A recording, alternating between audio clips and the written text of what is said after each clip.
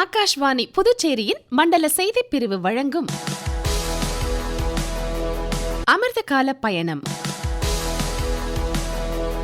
மத்திய மாநில அரசுகளின் வளர்ச்சி திட்டங்கள் குறித்த சிறப்பு தொடர் நிகழ்ச்சி. இன்று இடம்பெறுவது புதுச்சேரியின் கல்வி வளர்ச்சி, கல்வித்துறை தொடர்பான மத்திய மாநில அரசுகளின் சிறப்பு திட்டங்கள் குறித்த தொகுப்பு நிகழ்ச்சி. கற்க கசடர கற்பவை கற்றபின் நிற்க அதற்கு தக என்று வள்ளுவர் கூறியபடி கல்வி என்பது வாழ்க்கையை வழிநடத்தும் ஒளி விளக்கு. ஒரு குழந்தையின் கல்வி பயணம் பாலர் பள்ளியில் தொடங்கி பள்ளி, கல்லூரி, பல்கலைக்கழகம் வரை ஒரே தொடர்ச்சியான பாதையாக நீள்கிறது. இந்த பாதையை வலுப்படுத்த மத்திய அரசு பல முக்கியமான கல்வி திட்டங்களை செயல்படுத்தி வருகிறது. பள்ளி கல்விக்காக சமக்ரா சிக்ஷா, உயர்கல்விக்காக தேசிய கல்விக் கொள்கை 2020, மேலும் உதவித்தொகை, டிஜிட்டல் கல்வி, திறன் மேம்பாடு போன்ற பல முயற்சிகள். இந்த திட்டங்கள் புதுச்சேரியில் மாணவர்களின் வாழ்க்கையில் எப்படிப்பட்ட மாற்றங்களை உருவாக்குகின்றன என்பது பற்றி இந்த நிகழ்ச்சியில் காணப்போகிறோம். இந்நிகழ்ச்சியில் நம்முடன் உரையாற்றுபவர் பள்ளி கல்வித்துறையின் இயக்குநர் டாக்டர் AS சிவகுமார் அவர்கள். இன்றைய காலகட்டத்தில் புதுச்சேரி மாநிலத்தில் கல்வித்துறைக்கு மிகுந்த முக்கியத்துவம் கொடுக்கப்பட்டு வருகிறது. மாநில அரசு கல்வித்துறைக்கு ஒவ்வொரு ஆண்டும் பட்ஜெட் ஒதுக்கியிலிருந்து பல்வேறு விதமான ஸ்கீம்ஸை இம்ப்ளிமெண்ட் பண்ணிட்டு இருக்கோம். இதெல்லாம் எதுக்குன்னா, ஏழை மற்றும் நடுத்தர மக்கள் நம்ம கவர்மெண்ட் ஸ்கூலில் படிக்கணும். அவங்களுடைய இடைநிற்றல் இருக்கவே கூடாது. அப்புறம் முக்கியமாக பார்த்தீங்கன்னா, சேர்தலினுடைய விகிதாச்சாரம் அதிகமாயிட்டே இருக்கணும் அப்படிங்கிறது தான் முக்கியமான ஒரு காரணம். அந்த காரணத்துக்காகத்தான் மதிய உணவு திட்டங்கிற ஒரு சிறப்பான திட்டம் இங்கே செயல்படுத்திட்டு வரோம். அத்தனை குழந்தைகளுக்கும் LKG UKGலேருந்து 12th வரைக்கும் அதை கொடுக்குறோம். அது டோட்டலாக பார்த்தீங்கன்னா 80,000 குழந்தைகள் டெய்லியும் பெனிஃபிட் ஆகிட்டு இருக்கிறாங்க. அது மட்டும் இல்லாமல் மதிய ஒரு முட்டையும் சேர்த்து இப்பொழுது நம்ம கொடுத்துட்ருக்குறோம். சிறுதானிய கம்பு, ராகி, எள்ளு, நிலக்கடலை இதில் செய்யப்பட்ட ஒரு சிற்றுண்டி ஈவினிங் கொடுக்குறோம். அதில் நல்லா ப்ரோட்டீன் சத்து நிறைய இருக்குது. கடந்த ஆண்டிலிருந்து நம்ம CBSE சிலபஸுக்கு எல்லாம் மாறிட்டோம். CBSE சிலபஸை மாறினதுக்கப்புறம் எல்லா டீச்சர்ஸுகளுக்கும் ட்ரைனிங் கொடுத்துருக்குறோம். ஸோ அந்த CBSE சிலபஸ் ஒரு சில ப்ரைவேட் ஸ்கூலில் தான் முன்னாடி இருந்தது. அதனால் நம்ம அரசே CBSE ஸ்கூலுக்கு மாறதுனால பெற்றோர்கள் மிகுந்த உற்சாகத்துடன் தங்கள் குழந்தைகளும் அந்த CBSE சிலபஸை படிக்கணும், அதை படித்து மேன்மைப்பட்ட ஒரு வாழ்க்கையை அமைக்கணும் இருக்கணும் அப்படிங்கிறனால அது நிறைய பேர் இப்போ அனுப்புகிறாங்க. இப்போது கடந்த ஆண்டிலேருந்து ஒரு சில மாற்றங்கள் எப்படின்னா, சில பிள்ளைகள்லாம் ப்ரைவேட் ஸ்கூலுக்கு போகிறவங்க எல்லாமே இப்போ கவர்மெண்ட் ஸ்கூலுக்கு வரக்கூடிய ஒரு நிலைமை இருக்குது. இன்னும் சொல்லப்போனால் குழந்தைகளுக்கு இன்னும் என்னென்னா, யூனிஃபார்ம்ஸ் அத்தனை குழந்தைகளுக்கும் நம்ம uniforms every year free of காஸ்ட்டில் கொடுத்துட்டுருக்குறோம். அதே மாதிரி free books, CBSE books, some ஸ்கூலில் ADS ஸ்கூலில் தமிழ்நாடு பாடநூல் இருக்குது, அதையும் ஃப்ரீயாக கொடுக்குறோம். அது மட்டும் இல்லாமல் எழுதுறதுக்கு, ப்ராக்டிஸ் பண்ணுறதுக்கு நோட் புக்ஸும் ஃப்ரீயாக கொடுக்குறோம். குறிப்பாக சொல்லப்போனால் இந்த டிஜிட்டல் வேர்ல்டில் இப்போ நம்ம அது இன்னெவிட்டபிளாக இருக்கிறதுனால குழந்தைகளுக்கு அந்த டிஜிட்டல் உலகத்தில் தேவைப்படுகிற டூல்ஸ், லேப்டாப், குறிப்பாக 11வது 12வது போகிறவங்க, அதுக்கப்புறம் காலேஜ் போகிறவங்களுக்கு அது ரொம்ப முக்கியமாக இருக்குது. நடுத்தர ஏழை குடும்பத்தில் இருக்கிறவங்களுக்கு அது ஒரு பெரிய கனவாக இருக்குது. 35,000 40,000 போட்டு ஒரு லேப்டாப் வாங்குறது பெரிய கஷ்டமாக இருக்குது. அதை கடந்த 2022 23லேருந்து 25 26 வரைக்கும் 38,241 மாணவர்கள் இதில் பயனடைஞ்சிருக்கிறாங்க. இது ஒரு மிகப்பெரிய திட்டம். அது மட்டும் இல்லாமல் அண்மையில் லேப்டாப் கொடுத்துருக்குறோம். அது இந்தியாவிலேயே இலவசமாக கொடுக்கப்பட்ட லேப்டாப்பினுடைய ஹையர் வெர்ஷன். அதாவது நார்மலாக ஒரு பெரிய ஒரு சாஃப்ட்வேர் இன்ஜினியருக்கு என்ன ஒரு லேப்டாப் தேவையோ அந்த அளவுக்கான ஒரு ஹையர் வெர்ஷன் லேப்டாப் இப்போ கொடுத்துருக்குறோம். ஸோ அதை அவங்க ஸ்கூலில் 12th மட்டும் இல்லாமல் காலேஜ் மட்டும் இல்லாமல் அவங்களுடைய ப்ரொஃபஷனல் லைஃப்பை ஸ்டார்ட் பண்ணும்போது கூட அதை யூஸ் பண்ண முடியும். ஸோ இந்த மாதிரி நிறைய ஸ்கீம்ஸ் எல்லாம் கொடுத்துருக்குறோம். அது மட்டும் இல்லாமல் 10% மெடிக்கல் ரிசர்வேஷன் கவர்மெண்ட் அனௌன்ஸ் பண்ணிக்குது. அதாவது நம்ம கவர்மெண்ட் ஸ்கூலில் படிச்சுட்டு வரவங்களுக்கு குறைஞ்சபட்சம் 6வதுலேருந்து 12வது வரைக்கும் படிக்கிறவங்களுக்கு 10% ரிசர்வேஷன் கொடுத்து இது ஒரு நல்ல ஒரு வரவேற்பான ஒரு இது. அதனால் இப்போ நிறைய பேர் கவர்மெண்ட் ஸ்கூலில் படிக்கிறதுக்கு ஆர்வம் காட்டுறாங்க. அப்புறம் இன்னும் முக்கியமாக பார்த்தீங்கன்னா, பள்ளிக்கூடத்துக்கு ஒரு பேரியர், அதாவது கிராமப்புறத்துலேருந்து மாணவர்கள் நகர்ப்புறத்தில் சில ஸ்கூலுக்கு வர முடியறதில்ல. ஒரு நல்ல ஸ்கூலில் அவங்க பெற்றோர் சேர்த்தோன்னு இங்கே வர முடியதில்லை. அதனால் இலவச பேருந்து அவங்களுக்கு கொடுத்தா நல்லாயிருக்குன்னு சொல்லிட்டு கடந்த சில ஆண்டுகளாக இலவச பேருந்தும் கொடுக்கப்பட்டிருக்குது. 75 இலவச பேருந்து ரன் பண்ணிட்டு இருக்கிற ஸ்கூல் எஜுகேஷனு கிராமப்புறத்துலேருந்து நகர்ப்புறத்துக்கு கூட படிக்கக்கூடிய ஒரு சூழ்நிலை உருவாகிருக்கிறது. அதே மாதிரி பார்த்தீங்கன்னா, AD வெல்ஃபேர், அதாவது SC ST மாணவர்கள் ஈவன் ப்ரைவேட்லேயே படித்தா கூட அவங்க கவர்மெண்ட் ஃபிக்ஸ் பண்ணுற அந்த ரேட்டை ஏடி வெல்ஃபேர்லேருந்து வாங்கி அவங்களுக்கு அந்த ப்ரைவேட் ஸ்கூலுக்கு கட்ட வேண்டிய அந்த அமௌண்ட்டை வந்து கட்டுறதுக்கு அந்த ஸ்கீம் ஒன்று இருக்குது, அது நடந்துகிட்ருக்கு. அதே மாதிரி பார்த்தீங்கன்னா சமகர சிக்ஷான்னு சொல்லிட்டு மத்திய அரசாங்கத்தினோட உதவியோட எல்லா ஸ்கூலுக்கும் வந்து பெரிய இன்ஃப்ராஸ்ட்ரக்சர்ஸ் வந்து இன்க்ரீஸ் பண்ணணும். டாய்லெட்டு பாய்ஸ் அண்ட் கேர்ள்ஸுக்கு இருக்கணும், லைப்ரரிஸ் இருக்கணும், அதே மாதிரி லேப்ஸ் எல்லாம் இருக்கணும், கிளாஸ் ரூம்ஸ் அடிஷ்னலாக இருக்கணும், ஓல்டு பில்டிங்ஸ் எல்லாம் வந்து டெமாலிஷ் பண்ணிவிட்டு புது ஸ்கூல்ஸ் பண்ணணும். இது மாதிரி நிறைய இஷ்யூஸ் வந்து கவர்மெண்ட் ஆஃப் இந்தியா வந்து ஃபண்டிங் கொடுக்குறாங்க.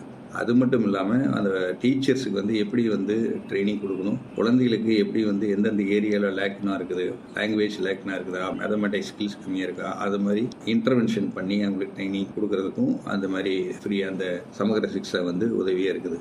ஸோ இந்த மாதிரி ஓவராலாக அகாடமிக் சைடில் இருந்தாலும் சரி, இன்ஃப்ராஸ்ட்ரக்சர் சைடில் இருந்தாலும் சரி, அவங்களுக்கு சோசியல் ஆங்கிளில் ஃப்ரீ மெட்டீரியல்ஸு கொடுக்குறதா இருந்தாலும் சரி, டீச்சர்ஸுக்கு ட்ரைனிங் பண்ணி அவங்கள டீச்சிங் எபிலிட்டி அதிகப்படுத்துறதும் சரி, இந்த மாதிரி ஓவராலாக நம்ம பண்ணுறதுனால பாண்டிச்சேரியில் வந்து கவர்மெண்ட் ஸ்கூலுடைய தரம் வந்து மிகுந்த அதிக அளவில் இருக்குது. இந்தியாவிலேயே நல்ல இன்ஃப்ராஸ்ட்ரக்சர் உள்ள ஒரு யூடி அப்படின்னு சொன்னாக்க நம்ம பாண்டிச்சேரியை சொல்ல. எஜுகேஷனை பொறுத்த வரைக்கும் இங்கே லிட்ரஸி ரேட்டும் ரொம்ப அதிகமாக எல்லாத்துக்கும் தெரியும்.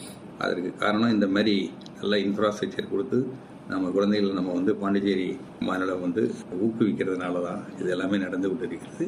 ஸோ ஒவ்வொரு ஆண்டும் வந்து பட்ஜெட் வந்து அலோகேஷன் பார்த்திங்கன்னா மினிமம் 6 to 7% கண்டினியூஸாக இன்க்ரீஸ் ஆகிட்டே இருக்குது. இதுலேருந்து என்ன தோணுன்னா மாநில அரசாங்கம் வந்து கல்விக்கு மிகவும் முக்கியத்துவம் கொடுத்து கொண்டிருக்கிறது என்பதை என் மூலம் அறியலாம். பள்ளி கல்வித்துறைக்கு பிறகு மாணவர்களின் அடுத்த முக்கிய கட்டம் உயர்கல்வி. தேசிய கல்விக் கொள்கை 2020 மற்றும் மத்திய அரசின் பல்வேறு உயர்கல்வி திறன் மேம்பாடு திட்டங்கள் புதுச்சேரி மாணவர்களுக்கு எப்படி புதிய வாய்ப்புகளை உருவாக்கி தருகின்றன? இதுகுறித்து விளக்குகிறார் டாக்டர் AS சிவகுமார் அவர்கள். கல்வித்துறையில் மிகவும் முக்கியமான ஒரு பகுதியை எடுத்துக்கொண்டால் அது உயர்கல்வித்துறை, உயர்கல்வி மற்றும் தொழில்நுட்ப கல்வித்துறை. அதில் பார்த்திங்கன்னா மெடிக்கல், பிடெக், இன்ஜினியரிங் ரிலேட்டட் அந்த science and art and science college, அதே மாதிரி பாலிடெக்னிக்ஸ், இது மாதிரி நிறைய காலேஜஸ் எல்லாம் நம்ம பாண்டிச்சேரி கவர்மெண்ட்டில் இருக்குது.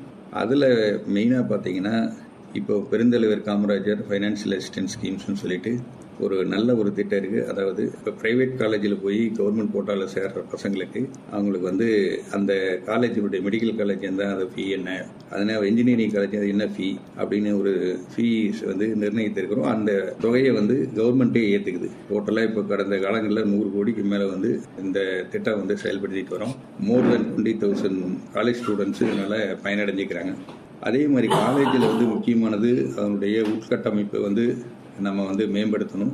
உள்கட்டமைப்பு மேம்படுத்துறது அப்படின்னு பார்த்தீங்கன்னா கவர்மெண்ட் ஆஃப் இந்தியா வந்து ரோசா ஃபண்ட் அப்படின்னு சொல்லிட்டு உஷசார் சிக்ஷா அபியான் சொல்லிட்டு ஒரு ஸ்கீமு.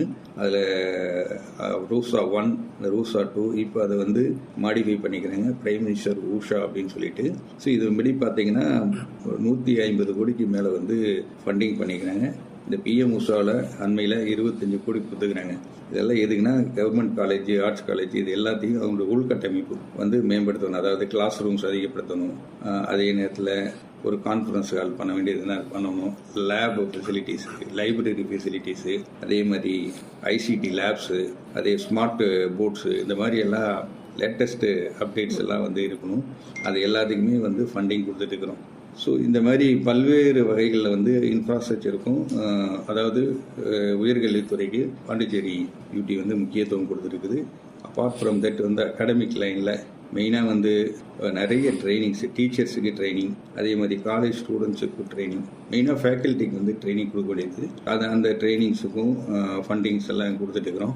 போர்ட்டல் ஸ்வயம் போர்ட்டல் சொல்லிட்டு இருக்குது. அதில் வந்து ஒரு 40,000க்கு மேலே ஆல்ரெடி ரெஜிஸ்டர் ஆகிக்கிறாங்க. ஸோ இதுவும் ஒரு ஸ்கீம்ஸ், அதாவது கண்டினியூஸாக மானிட்டர் பண்ணுறதுக்கு டேட்டா பேஸ் பில்டப் பண்ணிகிட்ருக்குறோம். ஸோ அந்த ஒர்க்கும் வந்து நடக்கிறோம். அண்மையில் கூட பார்த்திங்கன்னா ஒரு 1000 பேருக்கு மேலே உமன்ஸ் இன்ஜினியரிங் காலேஜில் நடத்தின ஒரு வேலைவாய்ப்பில் 1000 பேர்த்துக்கு மேலே வந்து ஜாப் கிடைச்சிருக்கு. ஸோ எல்லா வகையிலும் பள்ளி கல்வியாக இருக்கட்டும் அல்லது உயர்கல்வியாக இருக்கட்டும், பாண்டிச்சேரி யூனியன் டெரிட்டரி நிர்வாகம் வந்து மிகுந்த முக்கியத்துவம் கொடுத்து கொண்டு வருகிறது. ஏன்னா நம்ம வந்து எஜுகேஷன் தான் வந்து எதிர்காலத்தை உருவாக்கக்கூடியதுங்கிறத நம்ம மாநில அரசாங்கம் வந்திருக்கனால அதுக்காக அதிகப்படியான இன்வெஸ்ட்மெண்ட் பண்ணி அதை ஊக்குவிச்சுட்டு இருக்கிறாங்க. ஸோ அதனால் என்ன சொல்ல வரோன்னா, இங்கே இருக்கக்கூடிய பெற்றோர்களும் மாணவர்களும் இந்த அரசாங்கம் கொடுக்கிற அத்தனை உதவிகளும் பெற்று அவருடைய குழந்தைகளை மிகுந்த ஒரு நல்ல நிலைக்கு உருவாக்க வேண்டும் என்பதை இந்த நேரத்தில் கேட்டுக்கொண்டு உங்களிடம் விடைபெறுகிறேன். புதுச்சேரி அரசின் திட்டங்களால் பயனுற்ற மாணவர் அகிலேஸ்வரன் கூறுகையில், நான் 12th ஸ்டாண்டர்ட் விஓசி ஸ்கூலில் படிக்கிறேன். எனக்கு 10th படிக்கும்போது சைக்கிள், ரெயின் கோட்லாம் கொடுத்தாங்க. மழை டைமில் மழையில் நனையாமல் ரெயின் கோட் போட்டு போக உதவியாக இருந்துச்சு. ஸ்கூலுக்கு டெய்லி நடந்து போகாமல் சைக்கிளில் போகிறதுக்கு சைக்கிள் கொடுத்தாங்க. நான் 11th படிக்கும்போது லேப்டாப் கொடுத்தாங்க. ஸ்டடி மெட்டீரியல்ஸ்லாம் அதிலே அவங்க இன்புட் பண்ணி கொடுத்துருந்தாங்க படிக்கிறதுக்கு ஈஸியாக. டெய்லி மிட் டே மீல்ஸ் ப்ரொவைட் பண்ணுறாங்க. சாப்பாடு எடுத்துகிட்டு வர டைம்லாம் மிட் டே மீல்ஸ் உபயோகமாக இருந்துச்சு சாப்பிட்றதுக்கு டெய்லியும். அப்புறம் புக்ஸு, நோட்ஸ் எல்லாமே அவங்களே ப்ரொவைட் பண்ணுறாங்க. அப்புறம் யூனிஃபார்ம்ஸ்லாம் அவங்களே கொடுத்து யூனிஃபார்ம் ஃபீஸும் கொடுத்துருந்தாங்க. புதுச்சேரியில் ஒரு குழந்தை பள்ளியில் அடியெடுத்து வைக்கும் நாளிலிருந்து அவனது உயர்கல்வி பெற்று சமூகத்தில் ஒரு பொறுப்புள்ள குடிமகனாக உருவாகும் நாள் வரை இந்த மத்திய அரசு திட்டங்கள் ஒரு வலுவான ஆதரவு தூணாக நிற்கின்றன. கல்வி என்பது தனிநபர் முன்னேற்றம் மட்டுமல்ல, அது ஒரு சமூகத்தின் வளர்ச்சி, ஒரு நாட்டின் முன்னேற்றம். அந்த முன்னேற்ற பாதையில் பள்ளி முதல் பல்கலைக்கழகம் வரை புதுச்சேரியின் கல்வி வளர்ச்சி ஒரு நம்பிக்கையூட்டும் எதிர்காலத்தை உருவாக்கும் பயணமாக தொடரட்டும். நேயர்கள் இதுவரை கேட்டது அமிர்த கால பயணம். மத்திய மாநில அரசுகளின் வளர்ச்சி திட்டங்கள் குறித்த சிறப்பு தொடர் நிகழ்ச்சி. இன்று இடம்பெற்றது புதுச்சேரியின் கல்வி வளர்ச்சி. கல்வித்துறை தொடர்பான மத்திய மாநில அரசுகளின் சிறப்பு திட்டங்கள் குறித்த தொகுப்பு நிகழ்ச்சி. நிகழ்ச்சி அமைப்பு பிபின் எஸ் நாத். அமைப்பில் உதவி வான்மதி. படைப்பு ஆகாஷ்வாணி புதுச்சேரியின் மண்டல செய்தி பிரிவு.